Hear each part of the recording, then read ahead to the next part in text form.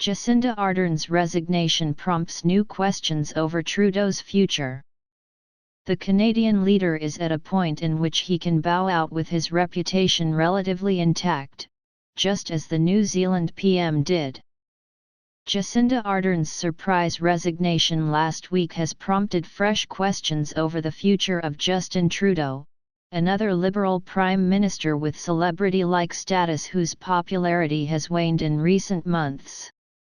Ardern has won praise, and criticism, for her decision to step down ahead of an October election as the Labour Party readies to fight for a third term amid dwindling electoral prospects.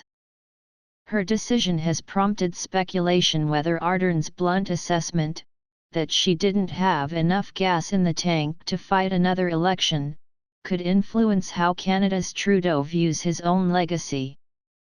He's getting awfully close to his Ardern moment, that run away or run again point at which he can still bow out and leave his voters, his cabinet, and his caucus clapping for more, wrote a columnist with CTV News on the eerily familiar parallels with the New Zealand leader's rise and fall. Under a deal with the left-wing New Democratic Party, known as a Confidence and Supply Agreement, Trudeau is expected to stay in power until 2025.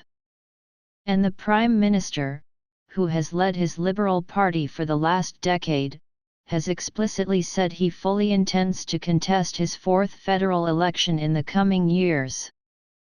But after Trudeau eked out a victory in 2021, support for his government has sagged.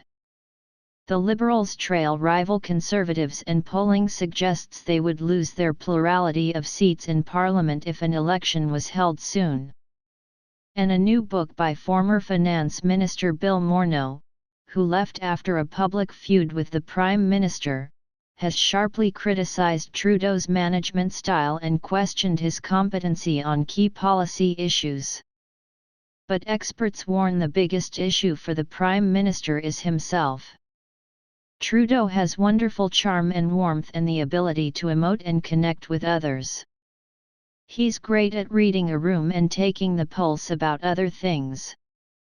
That's kind of his superpower. But he has a blind spot, himself. Especially when it comes to being a good judge of his own behavior, said Laurie Turnbull, a director of Dalhousie University's School of Public Administration.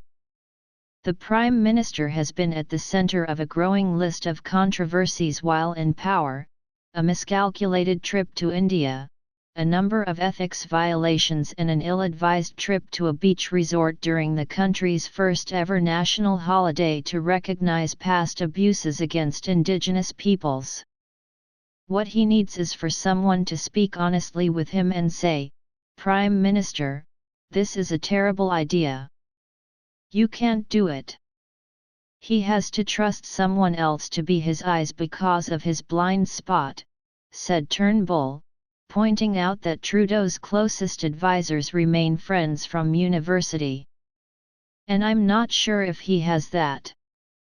After taking control of a battered party in 2013, Trudeau has remained a dominant figure among Liberals and no clear successor has emerged. Chrystia Freeland, his deputy prime minister and finance minister, once floated as a possible replacement, is rumoured to be more interested in a senior role at NATO.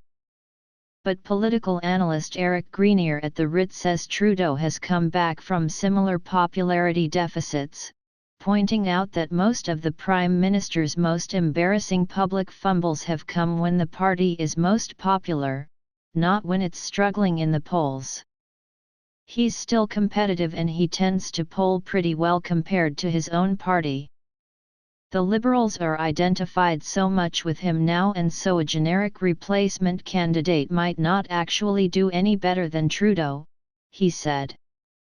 Previous resignations in Canadian political history, including that of Trudeau's father, Prime Minister Pierre Trudeau, came as the party faced steep losses or infighting.